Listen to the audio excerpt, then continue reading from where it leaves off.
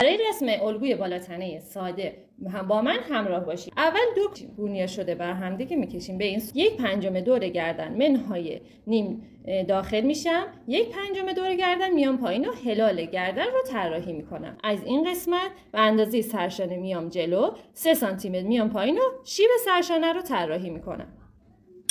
و بعد از این خط به اندازه قد بالاتنه جلو میام پایین. دقت کنید بچه ها، از این طوق یقه تا خط کمر رو نصف میکنم میشه خط سینه و دوباره از طوق یقه تا خط سینه رو نصف میکنم میشه خط کارور.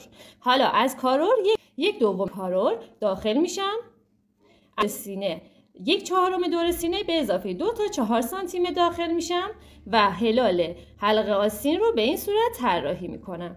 از کمر به اندازه بلندی باسن میام پایین و خط باسن رو طراحی میکنم. از خط باسن 1/4 دور باسن به اضافه 2 تا 4 سانتی متر داخل میشم و خط سینه و خط باسن رو به هم میرسونم. حالا اگه خواسته باشیم گودی کمر داشته باشیم، ما میتونیم از خط کمر 2 سانتی متر داخل بشیم و به این صورت گودی کمرمون رو طراحی میکنیم و اینجوری یک کم به پهلوی لباسمون فرم میدیم.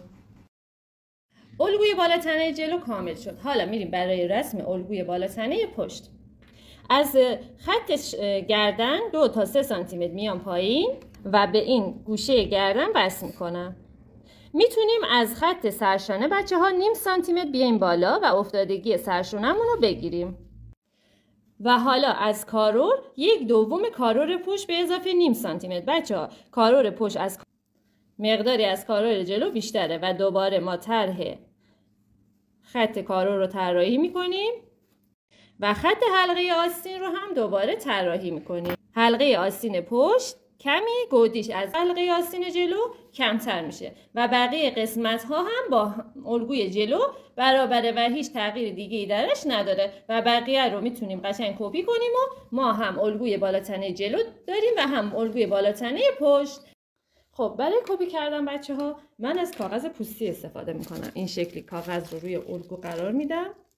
میتونیم برای محکم‌تر شدن کارمون هم روی این قسمت های کاغذ پوستیمون چسب بزنیم.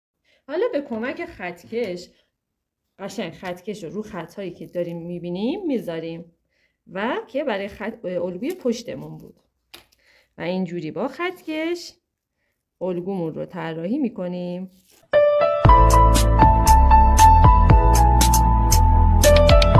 هم الگوی جلومون رو داریم و هم الگوی پشتمون و به راحتی میتونیم لباسامون رو بدوزیم.